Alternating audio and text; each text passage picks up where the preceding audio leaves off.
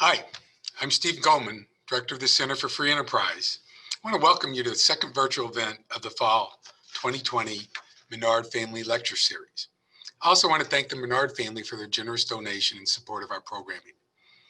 The Center for Free Enterprise will be hosting our final event of the fall at 4:30 on Thursday, November 5th. We will host Matt Ridley to discuss his newest book, How Innovation Works and Why It Flourishes in Freedom. Matt's the author of several other books, including The Rational Optimist. He's a biologist, a newspaper columnist, and also a member of the House of Lords. He spoke here several years ago at UofL, and he's really interesting and entertaining guest. So I hope you can join us. Prior to his talk on Monday, November 2nd, we are actually going to host a virtual reading group for his book, How Innovation Works. If you're interested in participating, there's a registration link in the chat room here, and the Center for Free Enterprise will send you a copy of his book and the link to the virtual session. Seating is limited, so if you want to sign up, do it today. So today we're fortunate to have with us O.J. Oleka and Terrance Sullivan, the founders of AntiRacism Kentucky. O.J. is the president of the Association of Independent Kentucky Colleges and Universities, a graduate of the University of Louisville, and holds an MBA and PhD in leadership in higher education from Bellarmine University. While at UofL, O.J. was student body president, and he's also a student in one of my classes, Capitalism and Economic Freedom. It's the first year I taught that class. Terrance Sullivan is the executive director of the Kentucky Commission on Human Rights. Terrance graduated from the University of Louisville with a Bachelor of Science in Political Science, Law and Public Policy, and a minor in economics. He receives his Juris Doctor from the University of Louisville Brandeis School of Law. So it's really great to have two alums on this panel. Now, before we begin, if anybody in the audience has a question, please put it in the Q&A portion of Zoom, which should be at the bottom of your page and not in the chat room. And we will field questions after these guys give a little bit of an opening talk here. So welcome, O.J. and Terrance. Thank you for coming. Thank you for having us. Yeah. So to get us started, can you tell us a little bit about your backgrounds, how you two came together, and how you started AntiRacism Kentucky, and then talk about some of the goals.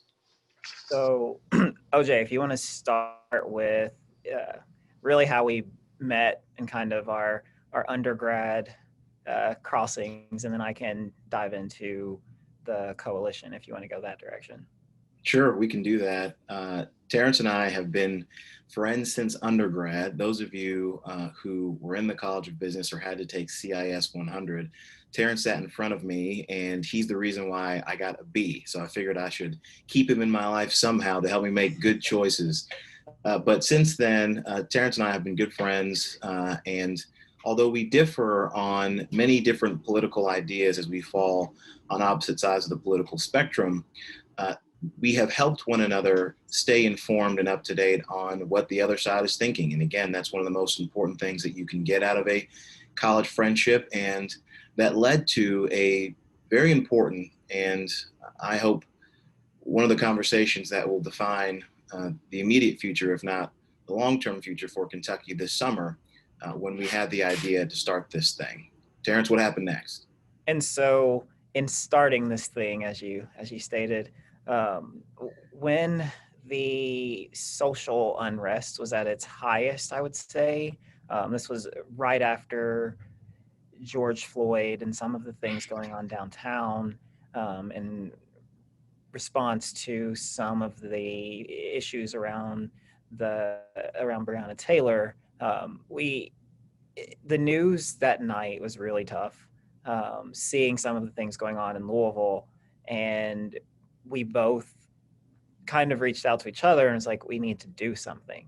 And by do something, we wanted to find ways to use our abilities and our form of protest, so to speak, to bring what we had or what tools we had to helping not solve a situation, because we recognize we're not saviors of any of this, but just to participate and contribute in the best way that we can. And that was through finding a way to do some type of policy change, or using our experience working with legislatures and legislators and using that experience and that skill set to make a difference. And so what we had talked about was, okay, how can we move some of what people are asking or talking about into action? And what we were really talking about was rooting out racism and being anti-racist. And so we, over a weekend, really just talked about saying, okay, we need to do something. And what does it look like? Well, we should have a Twitter handle. And so we, on a Saturday afternoon, had a logo and a Twitter handle, and then basically said coming soon or stay tuned or something. And really talked about, then we talked the rest of that weekend about what a coalition would look like and what we wanted. And what we wanted was a space for people of all, from any ideological perspective, to find a space to talk about solutions. And by solutions, we mean any actions or policies that we could try to implement that would address some of the systemic racism or institutionalized racism in our state.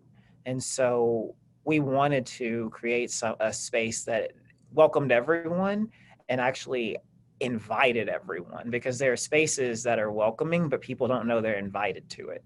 And so our goal was to reach out to people who may have had great ideas, but they didn't know, not only did they not have a seat at the table, they didn't know where the table was to have a seat.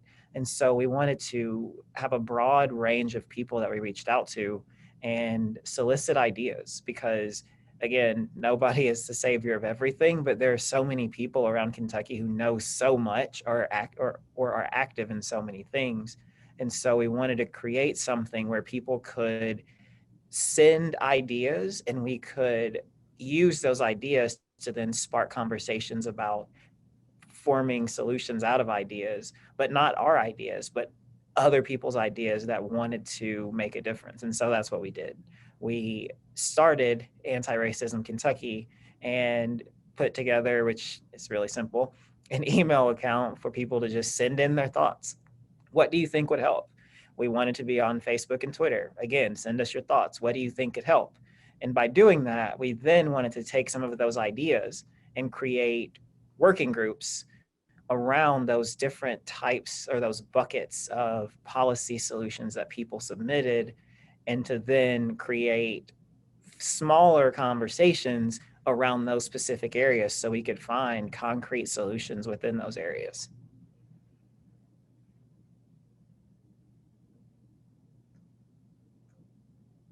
So, what are some of the areas, at least in terms of governmental rules and policies, what are some of the areas you're looking at, and have you had any success on any of these things yet? It's actually a question that just came in, and so we'll go ahead and answer that live.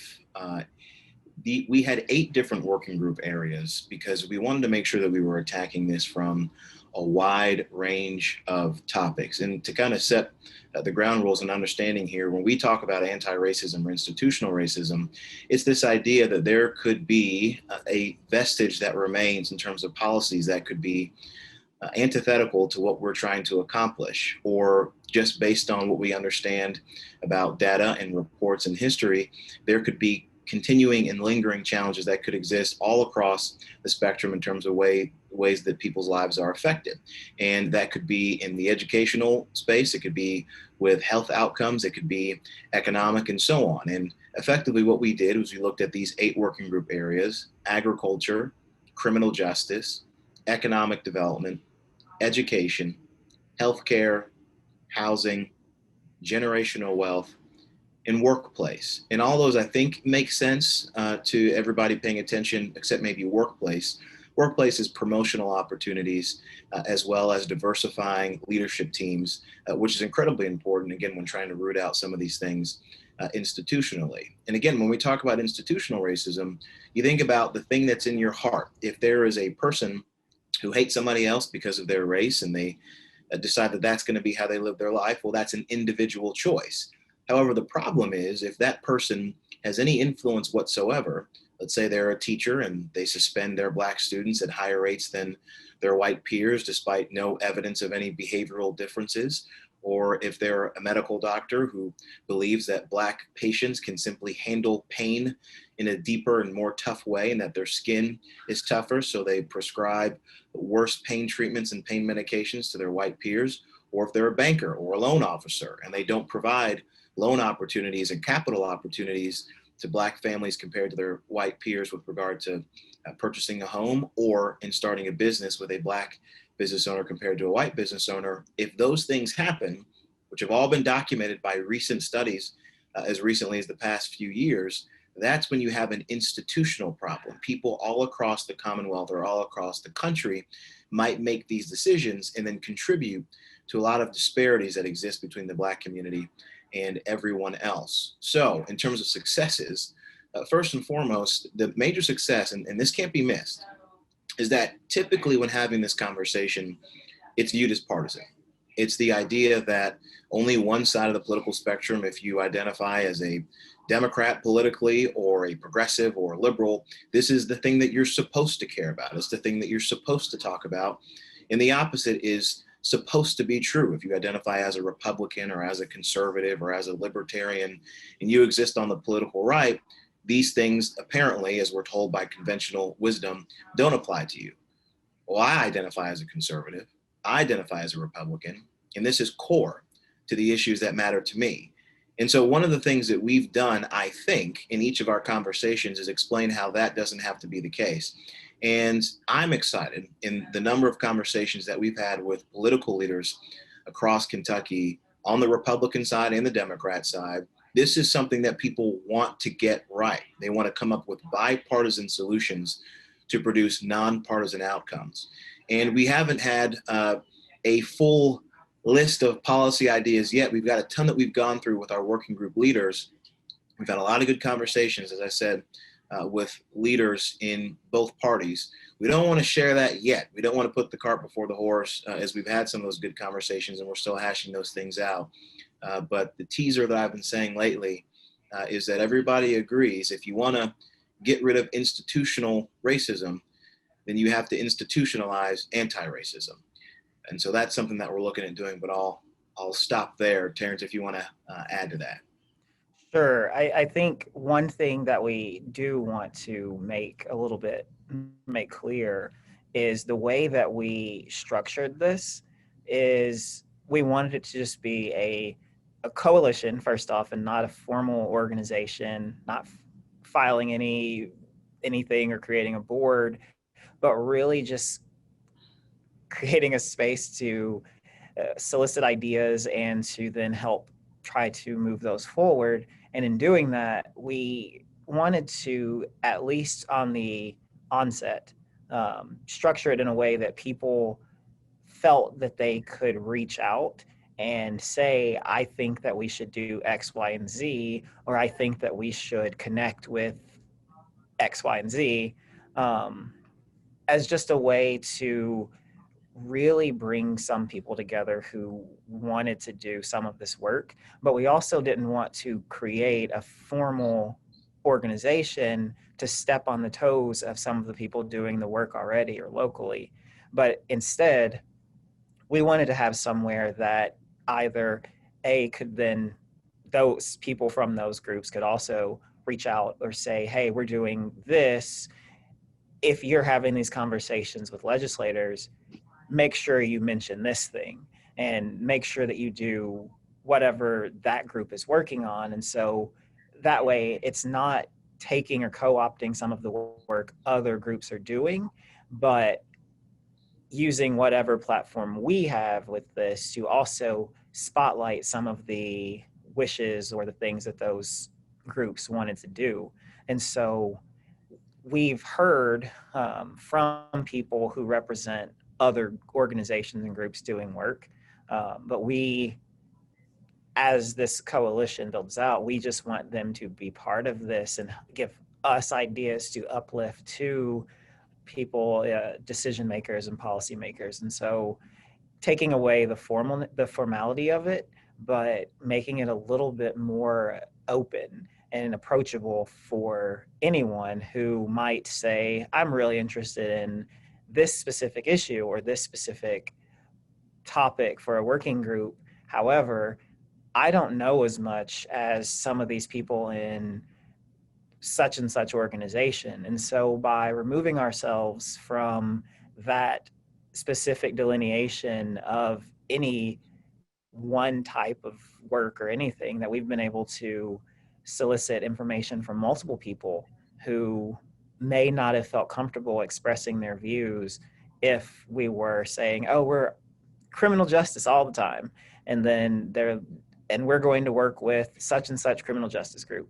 Well, then that might make someone who had a great idea or may have had some bubbling ideas, but they may have felt discouraged if we presented ourselves as experts in anything, or that we were connecting specifically with experts on something. And so just to make it more approachable, we've been, at least attempted to be, very open and really soliciting information and feedback and ideas from anyone. Yeah, and I think it's important to reiterate that as well from my perspective. As Terrance points out, we are not policy experts when it comes to these specific policy ideas. We are not the first people to come along to decide racism's bad. We should probably do something about it from the policy lens. There are plenty of grassroots organizations in the city of Louisville and the Commonwealth of Kentucky that have been working on these things for years, for generations, quite frankly, and a lot of leaders, individuals who've been doing this as well. And as Terrance pointed out, our focus and our responsibility is to try and pull new voices in based on the relationships and understanding of how we know Frankfurt works and how we know policy in some of these conversations often take place. So don't hear anything we're saying today as the definitive guide to ending racism in Kentucky or ending racism in the country. That's not what our purpose here is. It's to offer a different perspective and another tool and another option. And as I said before, one of the chief proponents is to make sure that this is a bipartisan enterprise. And that leads me to one of the questions that came up in the chat in terms of identifying and agreeing with the current Republican Party in terms of its views. And I'm going to answer this question specifically with regard to race. It's been fascinating. We've had good conversations at the state level and at the federal level with legislators, both at the General Assembly in Frankfurt and Congress in DC, with Republicans specifically. And the thing that's been most interesting where the gaps are is with regard to language. There just simply haven't been enough conversations on the Republican side discussing what does it mean to be anti-racist from a Republican perspective, or what does it mean to combat institutional racism from a conservative lens. And so one of the things that I've attempted to do, and I'll just put this article here in the chat, it's a selfish, shameless plug, both of those. But I wrote an article about that to try to provide that language for conservatives. Effectively, Republicans promote family, we promote liberty, we promote economic opportunity. You cannot do those things fully in the Black community if you are prohibited from fully participating in the American experience. You can't do it. If there have been criminal justice policies that have destroyed the Black family, as there have been, if there have been educational policies that have made it incredibly difficult for low-income Black students in particular to get a quality education based on where they live, they can't get a quality education like their peers. If because of redlining and because of racist housing policies and because of lack of opportunity within the Black community, if you can't get a full job to make sure that your talents are fully realized, and you can't participate in the American experience. That is antithetical to what conservatism claims to represent, what I believe it represents. It's antithetical to what the Republican Party talks about it wants to promote. And I believe that it is antithetical. And so what I would say is that one of the main benefits that I've tried to promote, and it has been well received, is the understanding that conservatism, that Republican ideology, ought not be in tension with being anti-racist. In fact, they should work hand in hand. Now, it's not perfect, and there are a number of reasons I'm sure that many of us could think of as to why it's not perfect, but it is certainly an endeavor that I am committed to through AntiRacism Kentucky and through my professional career in the years to come. And I think that's a good segue into some of the other things that we wanted to talk about, really, and looking at a few more questions that are coming in. is identifying our biggest obstacle in creating this and what type of pushback we've received. And I think to start, some of the pushback initially was, why do you think we need this? Because there are groups doing work already. And what are you all going to do differently that makes it matter, or that makes it where we should contribute at all?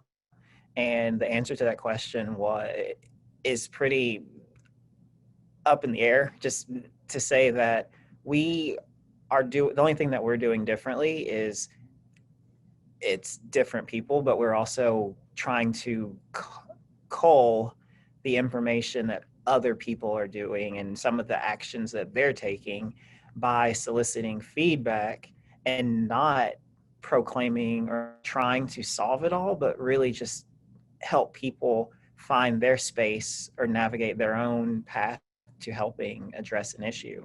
And so some of the pushback that we received, though, was, okay, well, are you then going to just do Republican stuff? Are you going to do Democrat stuff? And that was the biggest challenge, was people asking, how in the world are you going to address racism and race?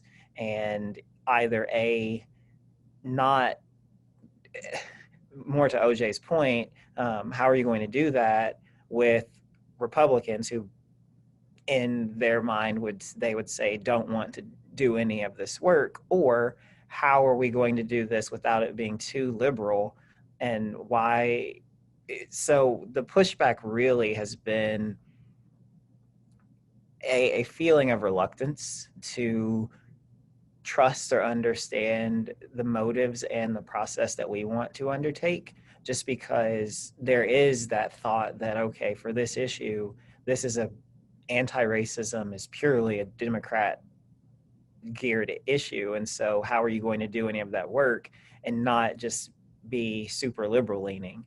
And in that, I think that's where we kind of discovered what we wanted to make clear to people, is that we don't want partisanship in this at all. And they're really, and that's one reason OJ and I wanted to do this together, is because of that thought that if it was something that OJ was doing on his own, then people would automatically say that's a Republican thing. Or if it was something that I was doing on my own, people would say that's a Democrat thing. And we wanted people to understand that this is not, there's no partisanship at all in this, because being anti-racist should be a nonpartisan thing. And some people say bipartisanship is needed, and that's true. And we've discussed this before, that we're having a bipartisan effort or a bipartisan initiative for nonpartisan solutions, because we don't need to have any solutions that are geared towards one ideology or the other. We just want to find ways to root out racism in our state. And it's been harder making that case to some people, because we've developed so many lines and created these battles where even if we agree, going back to OJ's point on language, we can quickly diverge from that agreement because of the language that we're using. And so trying to bring people together and say, we just want to do something that gets rid of racism, is where we have really tried to lay down that stake, and we want to do them in these areas. And that also goes to another question about how then members of those 8 working groups were selected, because what we did was we opened it up and said, if you have ideas, send them to us. And we then read through all of them. We had a lot of emails and a lot of messages, but we also had quite a few, I think it was 600 or so people that ended up reaching out. But what we were able to do was we identified themes that people mentioned. So some quite a few people talked about policing issues, and so those were criminal justice issues. Some people talked about opportunity, and we moved those to generational wealth or economic development.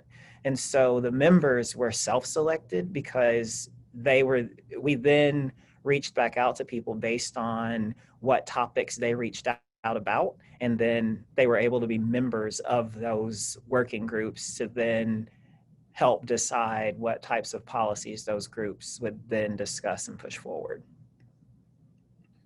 Yeah, and to add to that, and to answer some of these questions all at once, and look, I'll be upfront and very blunt about this. Terrance and I we talked about this quite a bit in terms of the folks we wanted to bring in. Now, obviously, we wanted to have some folks who did understand this from a policy lens, but we wanted people who had lived experiences as well.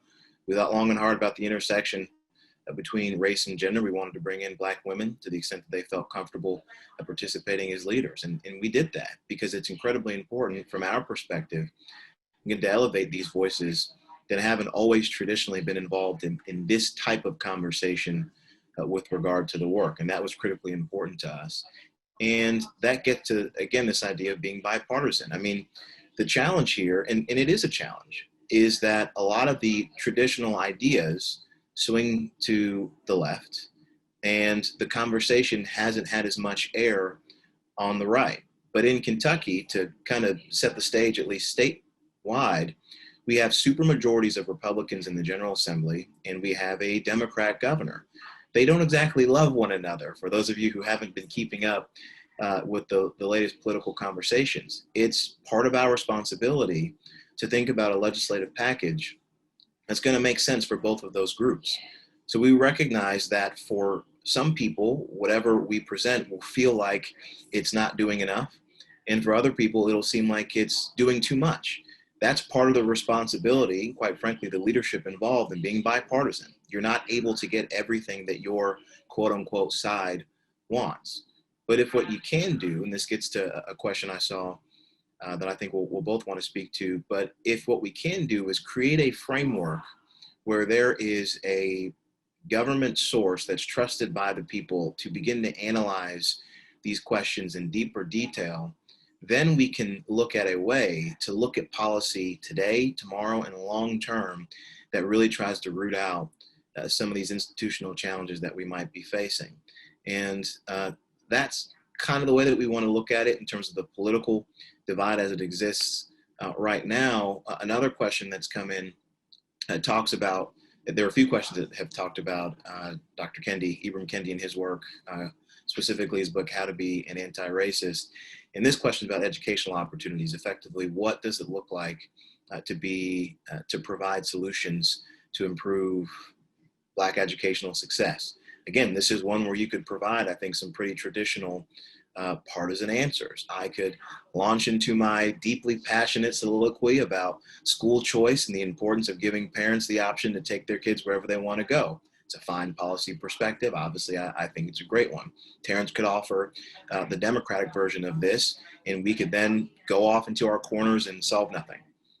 But what we've talked about in our education section in particular is what's at the hallmark and at the forefront of some of these issues. Well, number one, it's ensuring that Black students are able to be in a quality classroom to begin with. Again, as I mentioned before, if they're being suspended at higher rates by virtue of the fact that their teacher just thinks that they're behaving differently even though they aren't, then they're missing classroom time. So what can we do to try to rectify that situation?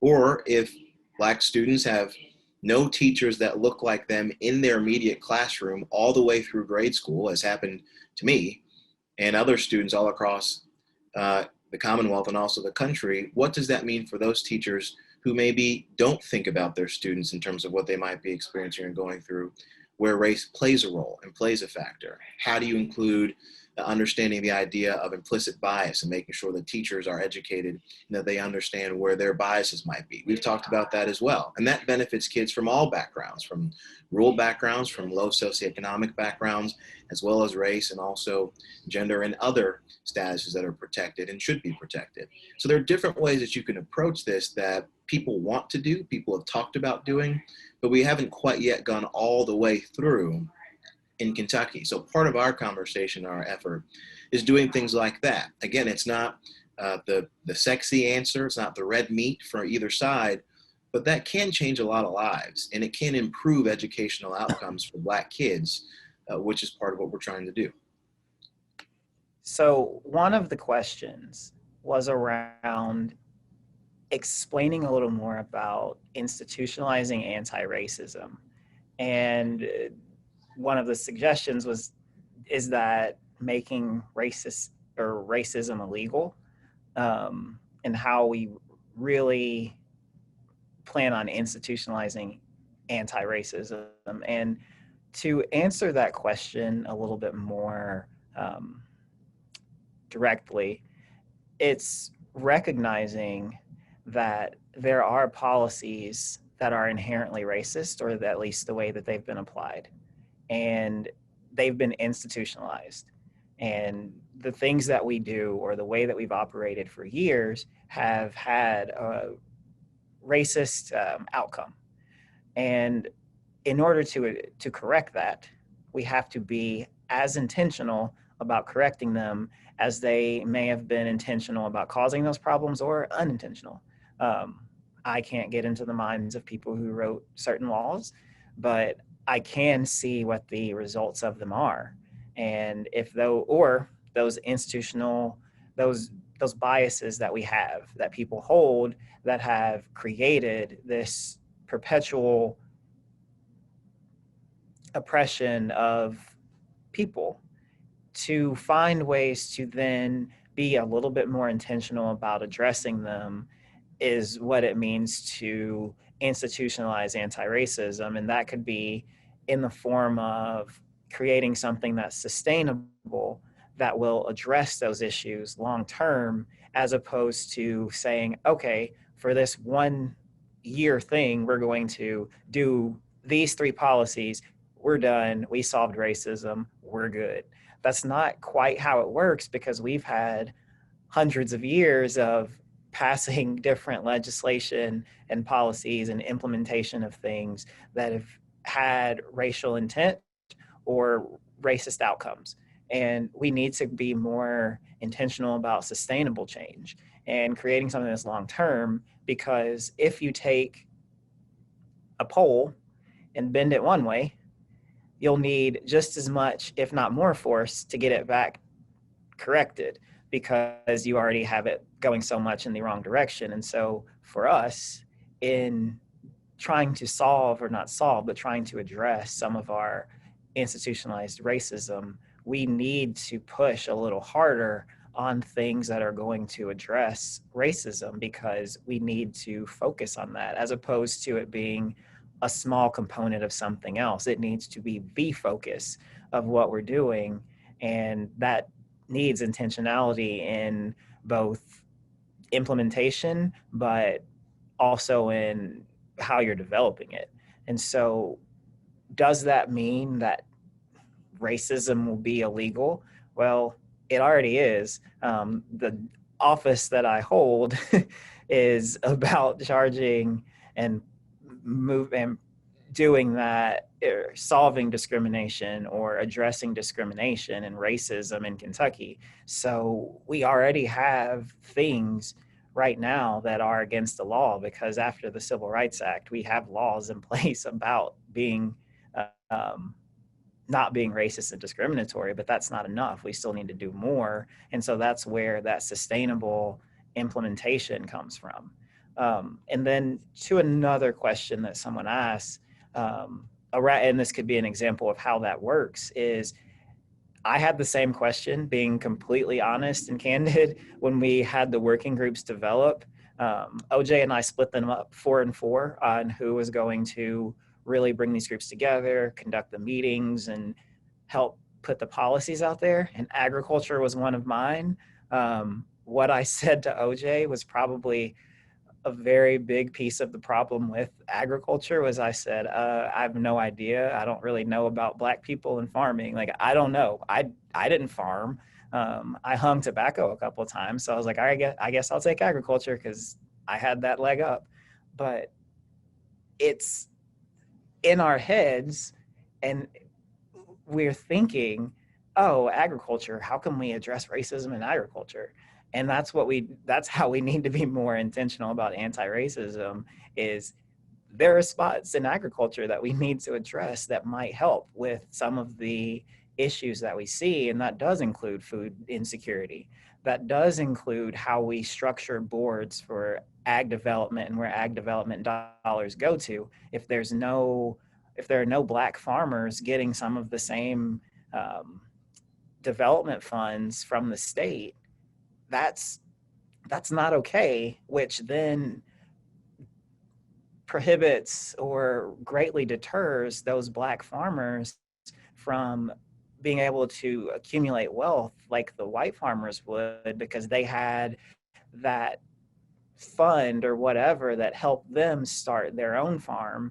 If the black farmer who already has a very limited access to capital also is excluded from these programs that farmers receive, that's being way behind trying to accomplish the same result. And that's not okay. That doesn't work. And so being able to address issues like that and making it a rule that, and this isn't a policy that we've had, I'll just say that, just this is me talking, but if we had a rule that for ag development dollars going out, if there are similarly situated or eligible farmers who aren't white but are being skipped, that's a problem. And finding ways to address that in policy, that's what we need to do. But that's not something you generally think about when you're talking about agriculture and farming. And so you have to be more intentional and look across the spectrum of different types of policies that you may not think about as having some type of racist either intent or implementation, and saying, okay, we need to change that. And so having those 8 different areas and being able to then say, oh, in generational wealth, or in housing, if certain things are precluding black people from having houses, then you can't develop that wealth that homeownership comes from. And so addressing homeownership and access to homeownership and access to credit, addressing those types of things is institutionalizing anti-racism, because you're going to put something on the books, or you're going to make it where people have to be a little bit more cognizant of what they're doing in relation to people who are not white. And that, because right now, as the system is developed, it favors white people, and we need to find ways to make it where it doesn't just favor white people anymore.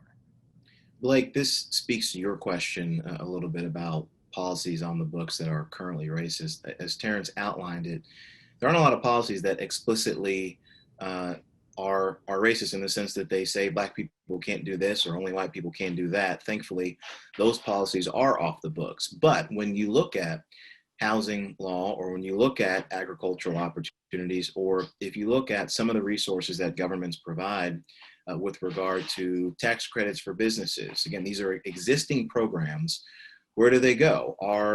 Do black businesses or black farmers, as Terrance mentioned, do they have access to these things? Now, the argument might be it isn't necessarily the government's responsibility to provide those resources to every person equitably. But I would argue if the government is doing it, then the government does have that responsibility. That's the separator between government and markets, is that governments ought to be doing things that protect each individual across the board. And this gets to, I think, the other half of the question, or at least a question that somebody else asked with regard to affirmative action and whether or not it is a racist policy. The courts have said that it's not. What I'll say is that it is inadequate to reach the conclusion that I think we all want to reach, which is every person of every color reaching their full God-given potential. And so the idea is that if you can create opportunities for more people to be put in positions to succeed, whether it's educationally or economically, that is a good thing. Now, inherently, what we would like, and this gets to another question, which was one of my favorites to address, this idea or question, is capitalism inherently racist? This is something that Dr. Kendi has outlined in his readings and scholarship on anti-racism. I'll say no, capitalism is not inherently racist. what happens is that you have people, Black people specifically, low-income families and communities over generations who've been locked out of access to capital opportunities. As we've mentioned before, if you provide a Black family the same resources that you would a white family, and you block out any of the barriers that would keep them behind, educational opportunities, a good, strong, and safe neighborhood, a banking system that would provide for them capital and loan opportunities, a good career and a good job, strong healthcare, that family is going to thrive and succeed. That family is my family. That family was my parents who came to the United States from Nigeria and thrived. That family is all kinds of families across the Commonwealth who have had those opportunities and those resources. The problem is when they don't. The problem is when generationally they've been left behind. And when you look at how wealth was traditionally built in the United States, it was through businesses and it was through home ownership. When you look at the New Deal in particular, this was a program put forth by a big government Democrat, and I don't say that to be a pejorative in this instance, but rather to be a descriptor, to say that Franklin Delano Roosevelt wanted to create a robust middle class and he wanted the government to do it. Many people would argue that he did that. That's what many people argue led to the 1950s middle class boom, specifically with the GI Bill, which allowed people to do two things. It allowed people to have government funds to purchase a home and government funds to get an education. Now, obviously, we know that this was in the 1940s and early 50s before Brown v. Board and integration. There are a lot of institutions of higher learning that would receive credibility in the broader community that Black families couldn't even go to. That's number one. So Black families were often kept out of this government resource. Number two, this is where redlining comes in with regard to using government funds to purchase a home. Local governments working together with local banks got together and decided there would be specific communities, Black communities, that they would outline in red that they would not give loans to. So those families didn't get to purchase homes. Those families didn't get capital to start businesses. And when you look at the maps in Louisville, as I'm sure many on this Zoom and Facebook Live have done, you can see the disparate and lower outcomes in healthcare and education and income and life expectancy that match almost community for community, if not exactly, those red lines. This was not capitalism. This was a combination of racist people and policies in both government and markets. You didn't see that happen in other communities. So it isn't capitalism that's the X factor here. If we're talking about different data points in terms of correlation and variables that could lead to a certain outcome, it's not capitalism by itself and alone. It is in fact racism and a racist attitude. So I would say that capitalism is not inherently racist, but what we have done in many communities across our country, across Kentucky, have injected racism into capitalism, injected racism into free enterprise, and blocked people from being able to utilize those opportunities to their fullest potential. That's how I view it. Terrance, you may have a different perspective than me. Well, I do have a different perspective, but you circled back to where I was starting. I think capitalism, at least is the way we understand it, while it's not one directly or 100% racist, the way it is perpetuated and furthered was through racism. And thinking of the most glaring example of our capitalist society being racist was how this country was able to accumulate so much wealth as a country with free labor that was stolen and capitalized on by slavery. And our starting point for our capitalist system in the United States was slavery, which was as racist as you can get. And so the concept is not necessarily racist, but the implementation in the United States as we've done it has been, it started at a racist point and then we built on it. And so the foundation we created, so we basically built our house, so to speak, on a racist foundation. And so in order to assess that, we have to account for that a lot of that wealth, the home ownership, well, the home ownership and the property, that wealth was being built by slaves. And that's just how we started. And that's just something we have to recognize moving forward, is that's our starting point. And then here in Louisville specifically, I found this out recently, that Louisville was one of the biggest, the city of Louisville had some of the biggest banking and mortgage opportunities based on slave property. And so people in the South would use banking systems in that were run through Louisville that would say, okay, we have 50 slaves. How much is this worth that we're trying to get this land? We're going to put these slaves up as collateral, Bank of Louisville. And so they were able to build their wealth by putting up people like me and you up as collateral on expanding their own wealth. And so I think since our starting point of capitalism was there, we can say that in essence it is racist in implementation. However, the structure itself, there are ways that you can be capitalist without being racist. It's just we haven't done a great job of doing that yet. And so, again, back to the question of institutionalizing anti-racism, it's identifying in our capitalist system how we are being racist, access to credit, and generational wealth barriers, how we are being racist in our capitalist system and addressing them that way, because we have to really account for our starting point. And it's up to us to identify where we can do that. So that's where I feel on the, is capitalism racist? I think inherently we are just really building off of racism. And so it's hard to completely divulge the two. A lot of excellent questions here. I feel like we're having our own podcast. We need to continue to ask each question. Let's see. Terrance, do you have one that you want to tackle in front of you? One of them that I thought was really interesting and something I think is very integral to the work that we're trying to do was, what if the policy solutions ultimately lean toward one ideology or another? That's a great question, because that was something that we maybe not directly discussed, but we had to battle that in thinking of how we're going to structure this.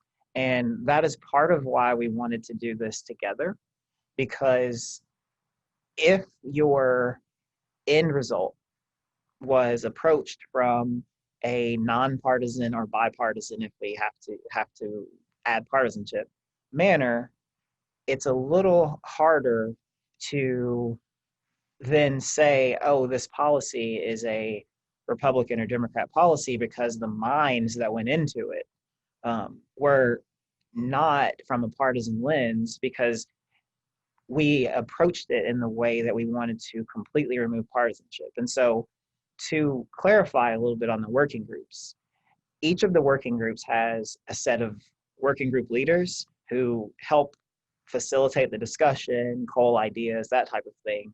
And we wanted to make sure that each working group, that the leaders were evenly split on ideology. So then you couldn't say, well, this came out of the criminal justice group and they were spearheaded by, Democrats trying to do X, Y, and Z. But we have in criminal justice, we have 6 leaders, 3 Republicans, 3 Democrats. In agriculture, we have 4, it's 2 and 2. So in each of the working groups, we wanted to make sure to combat that even appearance, that those conversations were led and spearheaded by people from different ideologies, because we want to make sure that the discussion is pure. And part of this bipartisan, nonpartisanship process, and OJ and I think are good, and I can't speak for OJ, but I think are, at least for me, some of the times when we talk about policy and issues, it's really illuminating to have that other perspective in the room. And that helps actually shape my own thinking, because there might be something that I was missing because of my bias, and I can incorporate that into my overall view of a policy and then say, okay, this isn't necessarily, this is something we missed and now we can make it better. I think just thinking back to the last question about capitalism being racist, with and that's why I said OJ ended where I was starting, because I agree that it wasn't inherently racist, but just the way that we've implemented it as a country is definitely racist. But before he started talking, I was like, yeah, it's 100% racist. Like that's all. But I do understand that as a practice, it's not 100% racist. It might be 99% racist. Terrance hates markets. That's going to be the headline coming out of this thing.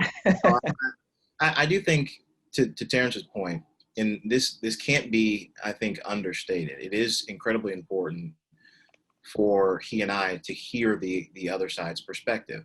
Again, this is the difficulty of being bipartisan, and I want to get to this question that Avery has brought up here. And Avery says, this is a great vision, but remains very abstract. How do you effectively get past the bipartisan, nonpartisan issues, and how do you get buy-in on, say, something like reparations? Well, that's kind of the point. This group isn't dealing with an issue like reparations because of the fact that there's not a bipartisan consensus. And I don't mean to be flippant in my response, but that's what elections are for. If you really have a particular idea that you believe in on one side or the other, that's what the elections are for. What we are trying to do is work with the team that we got, work with the resources that we have, and push an agenda where people can feel hopeful about this idea. That's the purpose of what we're trying to do in this coalition. As we said, we know this isn't going to solve every single problem.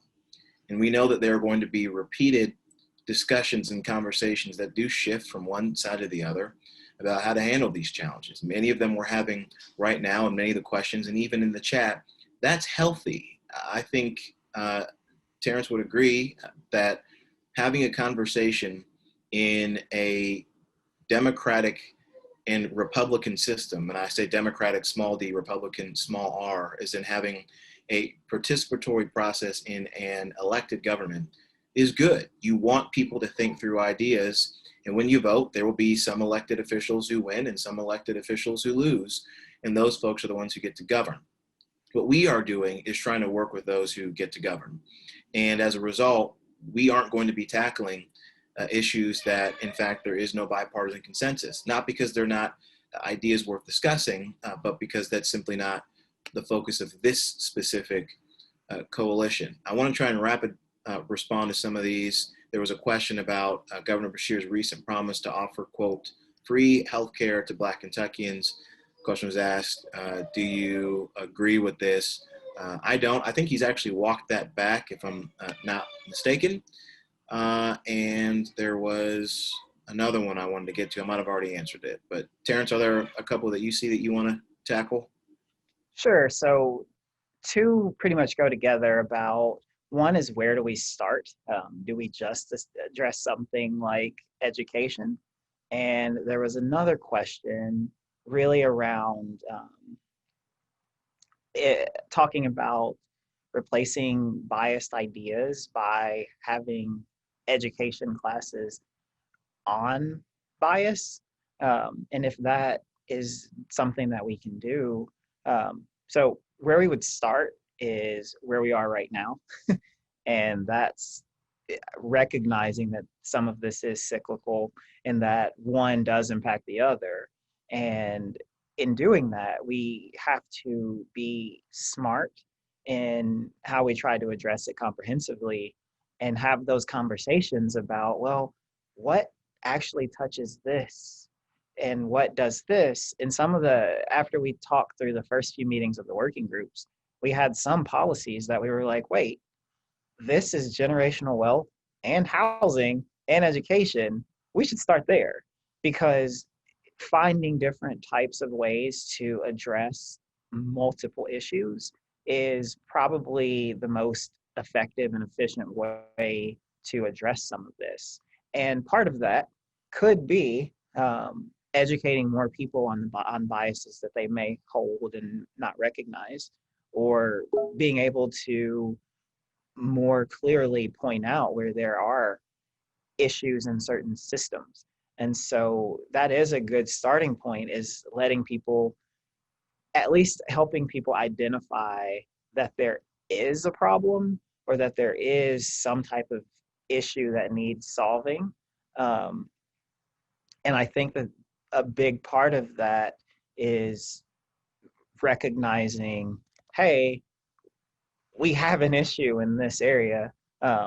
Since we're, just to mess with OJ, I was going to say, since we're promoting, I recently did an op-ed, I guess, on acknowledging that we have a problem, because that's where we start, and that's our starting point, is saying we have something wrong and we need to fix it. And so that does mean starting where we can see some crossover, but also helping people identify where the problems are.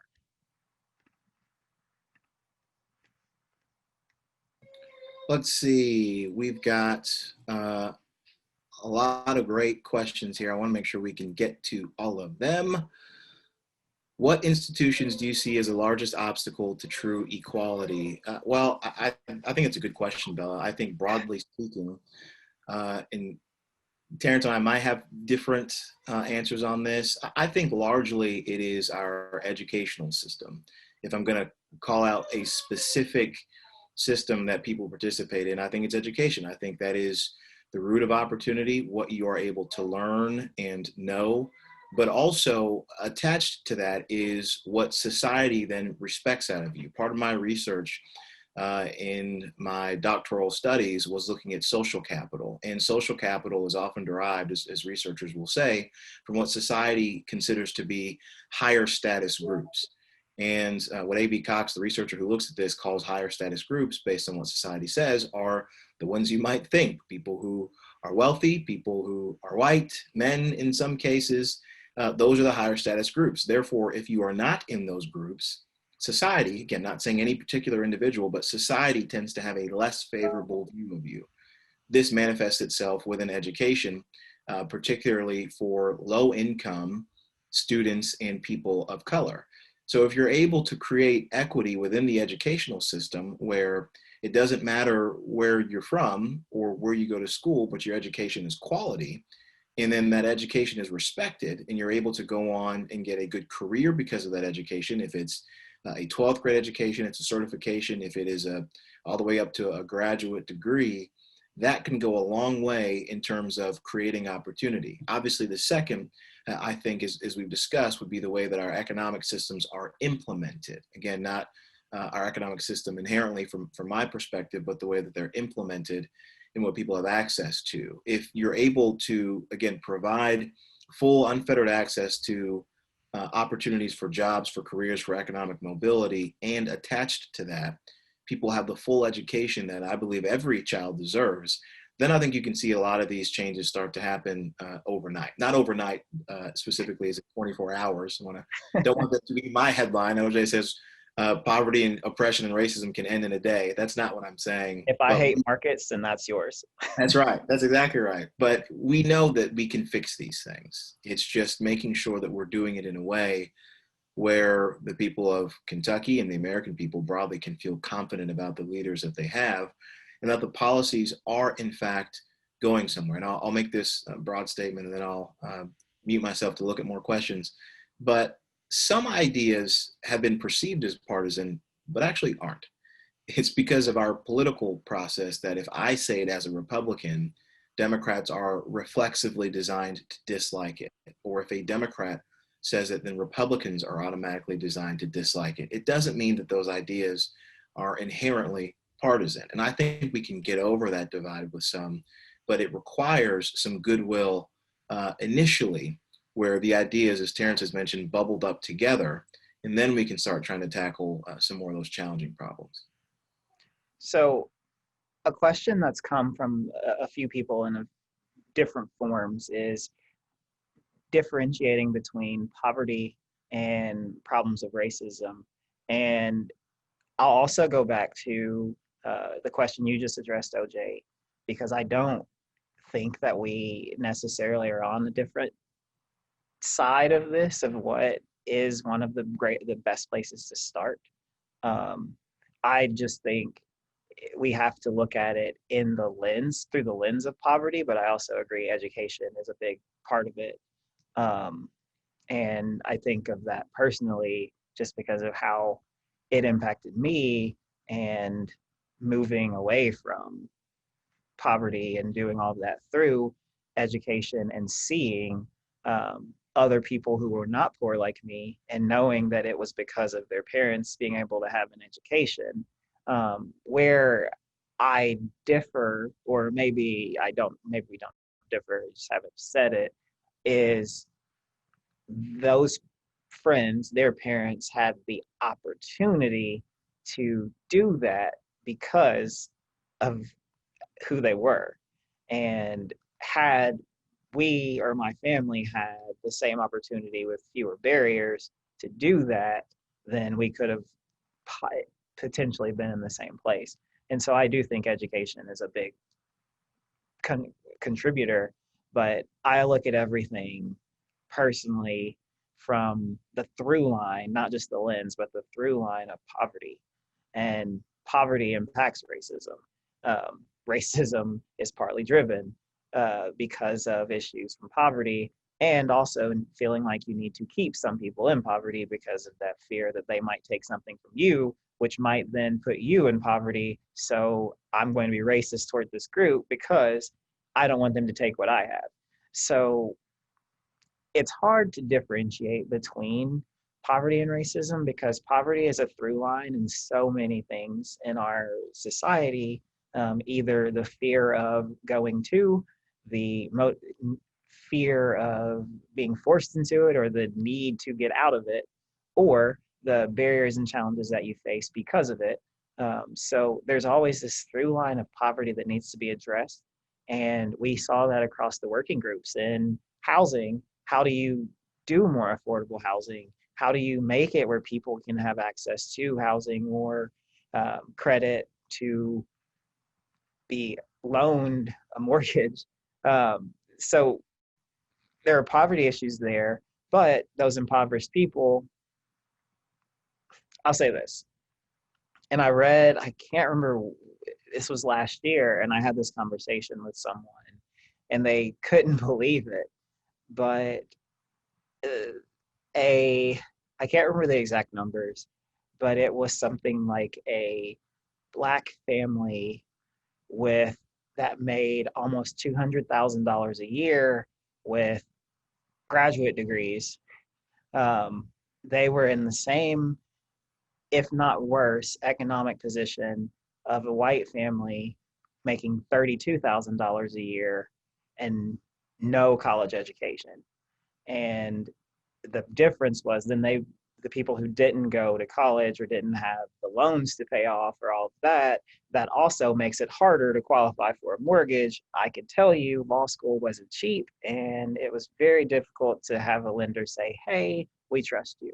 But there are things that create or further that cycle, and you have to do more, have more to be able to afford less. And poverty or racism plays a big role in that. Another example is 2 years ago, Toyota, um, a car brand, got in trouble for the rates that they were offering. Better qualified Black people got higher interest rates for cars than much worse qualified white buyers, which that makes your car payment more expensive, which makes it more likely that you won't be able to make it, and then your car gets repossessed. And so there's this thought that people like me are a credit risk, even though some of that credit risk is created by the things that people have done systemically in making it harder for Black people to afford things. And so you might make more money even, but you have less money because you have to spend more for the same things that white people may spend less for. And so you're going to still have those struggles of money. And it's just we have to be more cognizant of that through line with everything. And so racism is unfortunately one of those common denominators in a lot of our practices. And so we need to address that. Well, and it's important too to understand that, as Terrance pointed out, and I just want to reiterate it from the, I guess, center-right perspective, poverty and racism do go hand in hand. And the idea that if you can pull together people from all peoples of different colors from low socioeconomic backgrounds to agree on a policy, that's a pretty powerful coalition to send to your legislators to say, this is something that we agree upon. I mean, as I think probably everybody on this Facebook Live knows, King wasn't assassinated because of his issues on race. King was assassinated because of his issues on poverty, because he started to bring people together saying, look, if you're white and poor, it's really hard for you, as you know, but if you're black and poor, it's even harder. So they're both difficult, so we should get together to try to figure out how to solve some problems. And then that's when Brother Dr. King became too much and he had to go. So I think from our vantage point, what we're trying to do is, again, bring that same coalition back together to say, look, if you believe that issues of race are a significant problem, which they are, and you believe that issues of poverty are a significant problem, which they are, then we can work together to solve some of those solutions. And there was a question here about providing a specific example of how some of this stuff is still impactful today, because they were told by a friend of theirs that racism was solved in the 50s, 60s, and 70s. What happens, one, is a lingering effect. You look at the 50s, 60s, and 70s, the example I give is Ruby Bridges. Ruby Bridges was the girl who integrated a school in the South. We'll be very general, and we won't name the specific state, as Terrance added that car company, but there was a girl, Ruby Bridges, who integrated a school in a state in the South. And she had to be walked to school by armed guards. She was spit at. In fact, all the other families pulled their kids out, all the white families. She went by herself. Ruby Bridges is 65 years old today.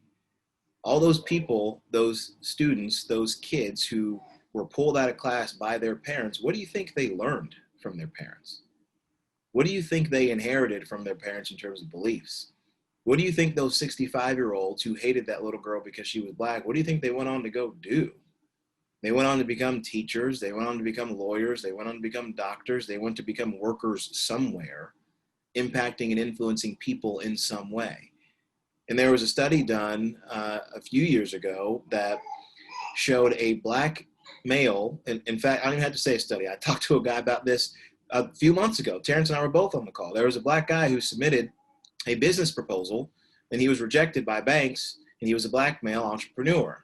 They took that same business proposal and put a white woman's name on it, and the bank gave him a loan. So if you want to talk about an example of how this is still happening today, that's a clear example. And I would guess that that person who offered that loan is somewhere in between the ages of 0 and 65, like Ruby Bridges. This is the kind of thing that is impactful. And again, that isn't necessarily a policy that you can change, but it is an example of how racism can, in fact, as we've stated several times over and over, can keep people out of opportunity, can keep people from achieving true economic success. Think about what that business could have done. If that business was a black owner, as it was, you look at the data, they say that black workers are more likely to work for black-owned businesses. So the more black-owned businesses there are, the more black employees there are, which suggests that black rates of poverty are going down, if that was the case, if you had more black business owners. So when you have racism that impacts markets and impact entrepreneurs who are black, you're effectively contributing to an increase in poverty. So there we go again, there's that through line. So you can tackle these things time and time again if you provide opportunities for people to thrive economically. Here's another addition to that through line is, let's say that person, the original business owner who had the idea, was able to open this black-owned business in their neighborhood. There's also a direct correlation statistically of lowering crime rates when there are black businesses and black ownership. So now we're also lowering the crime rate if we can help create opportunity in those areas. And so that through line continues to other sectors because all of these things impact us. And so things that may seem smaller in that capacity, when we address them, we solve multiple issues at once. And so that's one of the harder things to really hammer down or educate people on, is that we need to recognize where all of these things cross over and intersect. And so being able to do that is it's vital to any real movement. There are two questions I wanted to try to address quickly. Timothy asks about how we navigate intersectionality of anti-racist or social equity work while engaging people who may hold other biases. And so asking if we don't engage with LGBTQ or reproductive justice issues. So going back to OJ's point earlier on some of this, is what we were hoping to do for this coalition specifically was find ways that we could address a lot of issues around racism in a way that doesn't necessarily go into things that we're language or whatever. There may not be much of a common ground policy that we could agree on, going back to the question about reparations. However, some of these issues that we're talking about in the conversations and in the leaders or the people who are in these working groups and the working group leaders, also including people from those groups as well, to make sure that those views are in any of the policies, not just ones that are specific to any population, but that if, for example, we're talking about criminal justice policy, but we didn't, if there were people who were in those working groups, we wanted to make sure that there are people from the LGBTQ community who are informing that conversation and talking about it. So having all perspectives in those conversations, as opposed to just saying, oh, we only have this perspective in this group, but making sure that we have different lenses to, again, like I said about us having different views politically, to be able to better inform whatever type of position you're talking about or policy you're talking about. And I think that that's important to note, just because we want to be as inclusive as possible, because again, we want all the voices at the table, not specific or selected voices at the table, but everyone. And so any lens you want to bring to better inform policy, at least in my opinion, it's better, because when you consider multiple perspectives, you're able to see a little bit more clearly of where this policy might impact someone disproportionately. But if no one in the room was able to speak about their own experience being in a certain group, then you would have never known that. And so it's better to have that type of person or those different people in the conversation. I want to quickly address two of these questions that are more or less the same, and Terrance touched on them too, in terms of poverty and racism and classism and racism. Yeah, I wanted that one. Yes, we'll add on to it, Terrance. My comments here, I'll be quick and brief. I think as we talked about, there are a lot of overlaps, and a lot of these things are the same. And that actually, classism, or the idea of class, is an idea that is growing ever more salient on the right as well. This idea that there could be a way for governments to play a deeper role in ensuring that every person, regardless of where their income level is, actually has the opportunity to thrive. There are those on the right who are thinking seriously about what those policy ideas might look like. If it is some Republican or conservative case for a universal basic income, if it is looking at a deeper and more holistic view of paid family leave, because again, building and creating families is an issue and an important policy perspective for Republicans and people on the right, or different ways to look at wages or tariffs or whatever it might be. Again, those are in a lot of ways federal or broader conversations outside of the specific scope of our work. But again, I'm curious to hear Terrance's thoughts on this, but I think addressing poverty, class, and race collectively is part of the way that we're trying to attack some of these challenges. And it is that is the way that we are trying to address some of these challenges, because they do talk to each other. It's how I word that.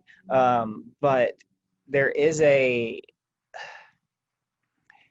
one, I like to stay mindful of the fact that classism and racism, while they may be related, they're not brother and sister. They might be distant cousins, but they do have some places where they intersect. But we do have to also remember that a poor, and you mentioned this with Dr. King, a poor white person and a poor Black person, there are still some barriers that we need to address that it makes it harder as a poor Black person than a poor white person, because of some of the biases and privilege and lack of privilege that exists. And so we have to be careful of putting them together too often, because when we speak directly about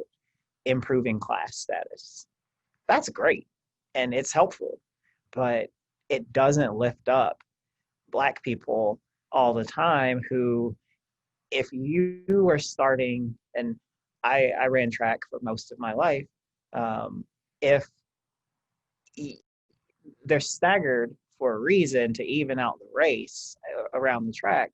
But if you say, okay, you only have to go to the 150, well, the stagger is not made up yet. And so if you let some people start in the furthest lane closest to 150, and you say, you know what, we're shortening the race for everyone by making it where you only have to go to the 150 now.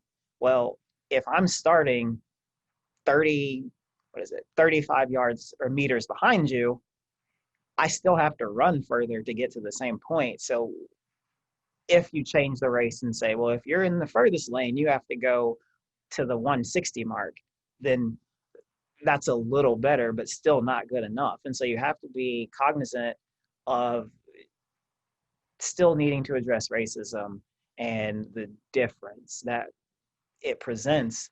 And unfortunately, and OJ and I both have worked with the legislature, Kentucky is not a very diverse state. And so some of our progress in classism or in getting some type of policy, we have to make it more likely or understood by those legislators in a community that may not have very many people who are Black in it. So legislators, why they are interested in helping their constituents is what we believe. And so you do have to identify, well, how does this help my constituents? And so by addressing some of the class issues, we're able to present a policy that may be aimed at helping Black Kentuckians, but to make it palpable or passable in Kentucky, you also have to be mindful that we do have to speak to the constituencies of those legislators who are going to be voting on something or helping move something forward. And so that is where that intersection will remain in Kentucky, because we have to make sure that we are also addressing those constituencies, because legislators don't operate generally moving things forward or having votes on things that don't impact the people they represent. And so that's something we have to always be mindful of in Kentucky in that relationship. Maria's got a good question here. Oh, you cutting us off? No, go ahead. I was just going to say maybe one more question or two more questions. Maria's got a good one, and I think it's a good one for us to finish on. She is going back to the values question. You mentioned that values people have inherited from their parents and how these values have inevitably permeated society and policy. What do you think is one of the best ways to address situations like this without making people feel like they're being attacked? And then she says, not sure if that's the right word. I think that probably is the right word. A lot of people do feel attacked in this conversation, and some of it's warranted. I mean, some people are in fact attacking others because of their skin. I don't think that's the right way to go about doing it. I think that there are different ways to introduce these conversations to people who maybe have never had them before. And the way that I've tried to do it is to think about a different idea where I, in fact, may not know as much and how I might feel if somebody were attacking me. And I look at this in terms of how women work in the workplace. One of the things that was taught to me by my wife, by other young women that I've worked with, is that there are so many challenges that I don't know, I don't understand, and I don't even see or recognize are happening that women go through. And just because I don't see them doesn't mean they're not real. Yep. And if I'm in a meeting and there are women in that meeting who maybe they don't get called on, they say the exact same thing, some man talks over them, and I don't see it, doesn't mean it didn't happen. But it also doesn't mean that I should be offended because now a woman has brought up the conversation. It's something that I should listen to. It's something I should be mindful of, and it's something that I should learn and grow in. But also it requires a little bit for those of us who have had this conversation a little bit longer or have been having it a little bit differently to show grace, to have a little bit of mercy. I am deeply against this cancel culture where we look and dive through people's tweets or people's comments from 10, 15 years ago when they were 19 years old or 20 years old and say, see, this person's an awful person. People grow, people change, and we've got to be patient with them as they do and hear and accept and listen to their questions and answer them honestly, but also fairly. Because what can happen is that if you shut somebody out or you shut somebody down because they have a different policy idea than you or a different political view than you, then they may never ask the question again. And nobody may ever tell them again. Yet they'll continue to be influential. They'll continue to impact people's lives, and they may have no idea how harmful it could be. So I would encourage patience. I would encourage grace and mercy, and also bring up a different topic that maybe they might understand. Again, if it is a white woman, say, well, think about how you might feel in the workplace as a woman. Can you imagine if you also had race on top of that? Again, that intersectionality that exists. Or if they are a white male that comes from a rural community and they're in the city, how does their accent make them feel in some different instances when people say that they're dumb or that they talk funny? Or if it's an issue of a faith difference, or even height, or even a skill that they might not have. And again, it's kind of laughable, but if you just get people to see and think, you have felt a certain way based on a difference that you have that no one else in the room had. The way that you feel and the way that you think you might be treated is often how people of color or Black people specifically may feel or may in fact be treated in that same instance. So it's a long and convoluted answer, but that's what I'd provide.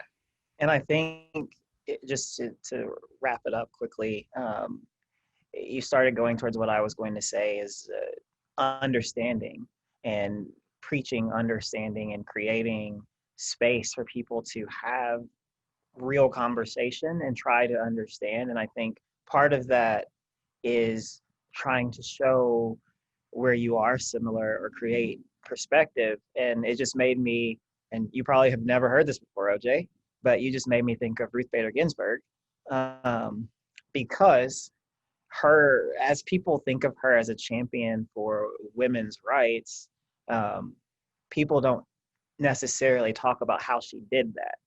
And she did that by illuminating to men and addressing issues for men to say, yeah, this is what happens to women, basically. And now do you get it?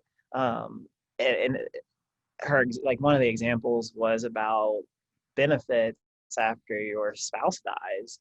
and how the men possibly could have been limited from recovering something.